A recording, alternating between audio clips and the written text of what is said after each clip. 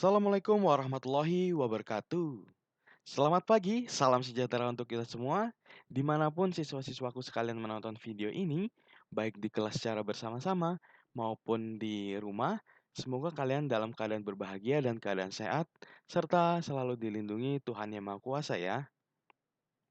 Pada kesempatan kali ini, kita akan mempelajari mengenai sistem proteksi pada instalasi motor listrik. Ayo, siapa yang suka belajar motor listrik? Atau siapa di sini yang suka membolos pelajaran ini? Ayo ngaku. Nah, pada kesempatan ini, materi yang dibuat ini dibawakan oleh Rafika Setiawan dan Rasya Alvin Darmawan. Langsung aja kita belajar hari ini. Sebelum itu ada pepatah mengatakan, tak kenal maka tak sayang. Maka dari itu, perkenalkan nama Bapak Rafika Setiawan dari Prodi S1 Pendidikan Teknik Elektro, Universitas Negeri Malang. Serta rekan Bapak yaitu Bapak Rasya Alvin Darmawan yang hobi marching band ini. Sama seperti Bapak, beliau berasal dari Prodi S1 Pendidikan Teknik Elektro. Oke, langsung saja. Materi yang pertama, komponen proteksi instalasi motor listrik. Nah, pada materi yang ini akan meliputi mengenai komponen apa saja yang ada dalam instalasi motor listrik, bagian proteksi, serta jenis dan prinsip kerjanya bagaimana ya. Mari kita simak sama-sama. Sebelum memasuki komponen, siswa-siswaku sekalian harus mengetahui dulu nih fungsi dari proteksi yang ada pada instalasi motor listrik. Jadi, sistem proteksi ini digunakan untuk menghindari kerusakan akibat. Yang pertama, beban lebih atau overload. Yang kedua, arus lebih atau overcurrent. Dan yang ketiga, hubungan singkat atau konsleting serta tegangan hilang. Nah, setelah mengetahui fungsi-fungsi proteksi yang ada, marilah kita mengenal komponen proteksi pada motor listrik. Yang pertama ada Thermal Overload Relay atau TOR. TOR ini digunakan untuk mengamankan motor listrik dari kerusakan akibat beban lebih atau overload. Kemudian ada Circuit Breaker atau CB atau MCB yang menghubungkan sebagai penghubung dan pemutus arus pada rangkaian yang akan trip jika terjadi hubung singkat. Jadi CB ini berfungsi untuk membatasi rangkaian kalian dengan sumber yang ada. Misalkan sumber dari PLN, kemudian ada rangkaian kalian. Jadi ketika ada rangkaian yang konslet, maka yang akan terputus sambungan listriknya atau arusnya adalah dari CB ini, guna mengantisipasi tidak rusaknya jaringan lain yang berhubungan dengan sistem motor listrik kita. Selain itu, thermal overload relay atau TOR ini digunakan untuk membatasi arus antara rangkaian atau yang masuk kepada motor listrik. Jadi, ini dipasang sebelum motor listrik. Jadi ketika ada, motor listrik kita arusnya berlebih, itu akan diputuskan oleh TOR ini sehingga rangkaian kita tidak rusak dan motor kita juga tidak rusak. Selanjutnya ada fuse atau sekring. Sekring ini digunakan untuk pengaman motor dari gangguan arus lebih apabila terjadi hubungan singkat. Ya, hubungan singkat. Kemudian sistem kontrol motor listrik ini digunakan untuk mengontrol motor saat starting dan stopping jika terjadi gangguan. Jadi sistem ini digunakan untuk mengontrol arus maupun sistem yang terjadi ketika motor itu digunakan. Jadi misalkan siswa-siswaku sekalian menggunakan motor listrik, langsung saja nih colokan ke stop kontak atau cuma motor langsung ke listrik, itu dapat membuat konslet dan tidak ada pengamannya. Jadi ketika ada terjadi sesuatu pada motor listrik, maka motornya akan rusak dan jaringan yang ada di situ juga bisa ikut rusak atau konslet, seperti itu. Kemudian, sistem proteksi selanjutnya adalah grounding atau sistem pembumian.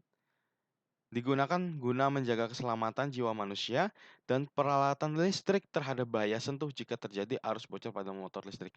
Nah, jadi pembumian ini sangat penting ya, karena jika tidak ada pembumian ini, kalian bisa kesetrum Karena kita sebagai manusia sifatnya adalah grounding. Ketika kita menginjak sesuatu, eee, tanah ataupun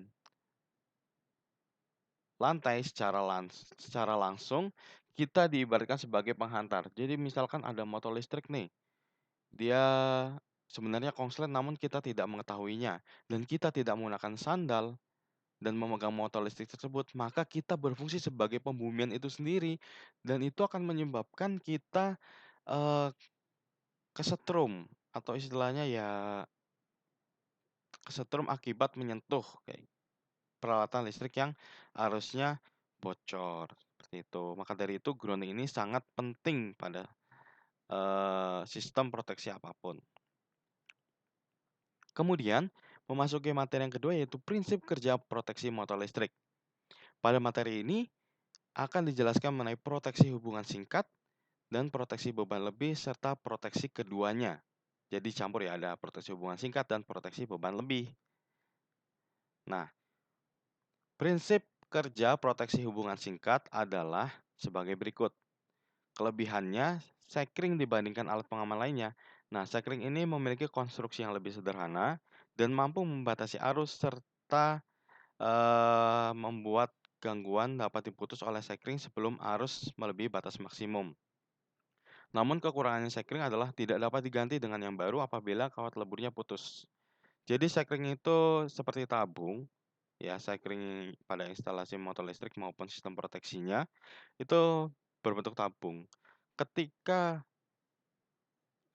kawat di dalam tabung itu rusak, kawat itu tidak bisa kita ganti, namun harus kita ganti tabungnya, ya, atau setabungnya sekalian, tidak bisa hanya mengganti kawatnya saja. Kemudian, maka dari itu sekring hanya dipakai untuk mengamankan transformator kecil, transformator tegangan, motor satu fasa, motor tiga fasa, berdaya kecil, dan saluran cabang. Untuk alat-alat tersebut akan ada pada slide berikut. Nah, ini adalah bentuk dari transformator kecil. Dan juga ini transformator tegangan. Transformator ini biasa ditemui di tiang-tiang listrik di sekitar kita. Biasanya di dekat sebuah toko yang memiliki bentuk yang besar seperti toko kelontong atau toko tos serba atau mungkin, gedung-gedung yang memerlukan listrik cukup besar. Jika kalian, eee, perjalanan mungkin dari suatu tempat ke tempat lain atau misalkan dari sekolah ke rumah deh, kalian bisa sambil melihat ke atas apakah, dalam jalan tersebut ada transformator tegangan. Kalau kalian bersekolah di SMK Turen, bagi menonton video ini, kalian dapat melihat ini di gerbang masuk ya. Pada jalan yang turun itu, kalian lihat tiang listrik dan atasnya itu ada transformator tegangan. Kemudian motor satu fasa ini maksudnya hanya ada satu fasa saja. Berbeda dengan motor tiga fasa yang memiliki sumber dari RST. Nah, motor ini bagi kalian yang bersekolah di SMK Turen bisa menemuinya di bengkel listrik 2 pada pembelajaran instalasi motor listrik, seperti itu. Nah, ini adalah bentuk sekring yang digunakan, pada transformator tegangan menengah. Sekring ini dapat diganti, menggunakan tabung, sama seperti sekring pada, rumahan namun bentuknya lebih besar. Kemudian prinsip kerja proteksi beban lebih. Beberapa penyebab terjadinya beban lebih sebagai berikut. Beban mekanik pada motor listrik terlalu besar. Artinya bebannya terlalu besar. Saya umpamakan seperti ini. Kalian memiliki sebuah mobil Avanza yang di dalamnya terdapat motor listrik juga ya. Itu menarik truk Fuso. Maka mobil itu akan mengalami berat sehingga mobil itu tidak bisa menarik namun motornya tetap bekerja secara keras dan itu akan membuat motornya rusak, seperti itu. Kemudian arus start terlalu besar, terlalu lama putaran nominal tercapai, motor listrik berhenti secara mendadak. Artinya, arus start terlalu besar. Ketika kalian menyalakan sistem motor listrik, maka motornya langsung berputar secara cepat. Ngoeng, itu akan menyebabkan beban lebih juga. Selain itu terlalu lama putaran nominalnya tercapai. Artinya Kalian menyetel motor listrik itu atau menyalakannya semisal selama 1 minggu nonstop dan itu kan, bisa melebihi dari kapasitas tercapainya atau tercapainya putaran pada motor listrik. Jadi, motor listrik itu ada beberapa waktu yang sebagai batas digunakannya, jadi tidak bisa digunakan secara nonstop. Selain itu, motor listrik secara mendadak. Ketika motor listrik berputar secara cepat, tiba-tiba mati, glek. Itu juga dapat menyebab terjadi, eee, beban lebih pada proteksi. Kemudian terjadi hubungan singkat ya atau konslet, fasa dengan bodi atau fasa dengan fasa. Jadi RST-nya misal R nyambung ke S, ataupun salah satu fasa bersentuhan dengan casing atau bodi motor listrik. Yang terakhir ada motor listrik bekerja hanya dengan 2 fasa atau terbukanya salah satu fasa. Jadi itu kan ada RST. Nah, itu misal hanya bekerja RS aja, itu juga dapat menyebabkan terjadi beban lebih. Nah, prinsip kerja proteksi beban lebih, ketika ada motor, arus yang terlalu besar pada motor listrik akan mengalir pada beletan motor listrik.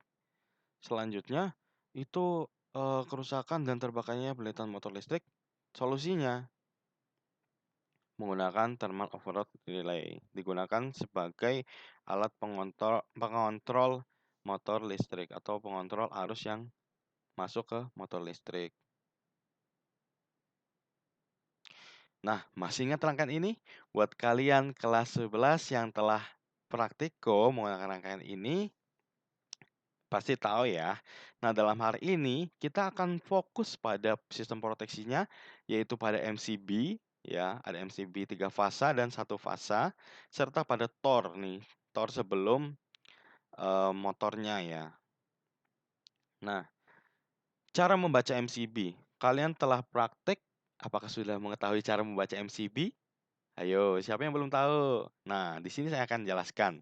Yang pertama ada arus maksimal. Arus maksimal ini pada tulisan C60N. Itu artinya C60N, artinya arus maksimalnya adalah 60 ya.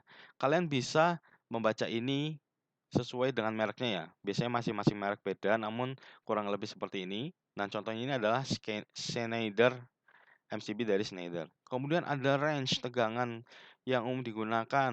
Nah, range tegangan ini berada pada bagian bawah dari tulisan arus tadi, yaitu 230 garis miring 400 V. Nah, seperti itu. Jadi kalian bisa melihatnya sesuai dengan contoh yang saya berikan ini. Letaknya kurang lebih sama. Terus juga ada kapasitas braking. Kapasitas braking pada MCB ini adalah 6.000 ampere. Jadi ketika batas arus listrik tidak melebihi 6.000 ampere, maka MCB tidak akan rusak. Kalian harus bedakan ya, apa itu rusak maupun kemampuannya dalam jeglek. Jeglek turun, turun itu artinya masih dalam arus maksimal ya. Namun kalau udah konslet artinya sudah rusak dan MCB tidak bisa dipakai lagi. Dan ini ada kelas energi, maksudnya adalah besaran energi termasuk dalam kelas. Itu ada di bawah bagian dari kapasitas braking. Di sini kelas energinya adalah 3. Nah, ini adalah sebuah video mengenai prinsip kerja MCB. Perangkat kecil dan menarik yang disebut Ini MCB berisikan melindungi Anda dan rumah dari 3D kecelakaan listrik. animasi. Pemutus ini menyelamatkan Nah, Anda. untuk mempersingkat waktu, kalian dapat mengakses video ini. Ketik saja di YouTube prinsip kerja MCB, nanti akan muncul yang ada pada YouTube Learn Engineering ya. Bisa dicari saja langsung ketemu kok. Jadi ketik saja prinsip kerja MCB animasi atau animasi prinsip kerja MCB. Oke, kita next dulu. Nah, simbol MCB. Berikut ini adalah simbol MCB. Yang kiri adalah simbol MCB 1 fasa dan yang kanan adalah simbol MCB 3 fasa. Nah, setelah MCB kita akan membaca TOR. TOR atau Thermal Overload Relay memiliki bagian-bagian. Ya, yang pertama ada terminal utama yang berbentuk aluminium atau besi yang bisa dicolokkan kepada kontaktor. Jadi ini dicolokkan, bagian 3 di atas ini colokkan kepada kontaktor. Kemudian ada tombol reset, ada tombol stop, ada tombol test trip. Nah, test trip ini digunakan untuk mengetes ketika terjadi trip apakah motornya atau rangkaian itu dapat berhenti. Kemudian ada pengatur arus. Mengatur arus ini digunakan untuk membatasi arus yang dapat masuk ke motor listrik. Nah, cara menggunakan ini adalah menggunakan obeng. Tinggal diatur mau seberapa besar arus maksimum yang dapat melewati tor. Jadi ketika misal saya setting arusnya menjadi 4. Jadi ketika ada arus yang lewat itu 10 ampere, maka tor ini akan membacanya sebagai arus berlebih yang akan masuk ke motor listrik sehingga akan terjadi trip atau zigzag pada tor ini dan, motor listrik tidak berjalan. Hal ini sebagai fungsi dari proteksi arus lebih. Nah, di sini juga ada kontak batu NO yaitu 9798 atau normally open dan kontak bantu NC normally close yaitu tertutup. Dan ada terminal utama yaitu 2T, 4T, dan 6T. 246 ini yang akan disambungkan kepada motor listrik 3 fasa. Nah, prinsip kerja NCB dan Tor adalah prinsip kerja Tor adalah berdasarkan panas atau temperatur yang ditimbulkan oleh arus yang mengalir melalui elemen-elemen panas bimetal. Sifatnya pelengkungan bimetal akibat panas yang ditimbulkan, bimetal akan menggerakkan kontak-kontak mekanis pemutus rangkaian listrik. Nah, prinsip pemuaian dan benda bimetal. Jadi bimetal itu seperti besi, ketika benda terkena arus tinggi, maka benda akan memuai sehingga akan melengkung dan memutus arus. Nah, seperti ini. Bimetalnya ini yang berwarna abu-abu. Nah, ketika ada arus berlebih, maka bimetal ini akan melengkung dan bergeser. Nah, seperti ini. Jadi awalnya lurus, saat ada arus berlebih, ini akan melengkung ke kiri. Ya, dari gambar ke kiri, sehingga 9798 kan terbuka, dan 9596 akan berubah menjadi 9798 tertutup, dan 9596 menjadi terbuka, sehingga arus atau eee, aliran yang mengalir ke motor listrik akan berhenti. Seperti itu, ini prinsip kerja dalam bentuk, gambarnya ya. Nah, itu akan berubah pada 9798-nya. Nah, ini ada simbol Tor, ada kontak A1, A2, ada RST atau 135 dan RST 246 serta kontak NO 9798 dan kontak NC 9596. Nah, sampai sini ada pertanyaan? Oke, belum ada. Nah, saatnya kita mengerjakan tugas mengenai soal isian singkat atau penjelasan yang dapat kalian akses pada link berikut ini. Ketik saja di Google https://bit.ly/tugas instalasi motor listrik dan kalian akan menemukan job sheet yang Bapak Rafika dan Bapak Rasya buat. Oke? Silakan dikerjakan dan dikumpulkan kepada guru mata kuliah terkait. Mata kuliah deh, biasa kuliah saya nih. Mata pelajaran terkait. Oke, terima kasih dari Bapak dan Bapak Rasya Alvin. Terima kasih. Wassalamualaikum warahmatullahi wabarakatuh. Semoga bermanfaat.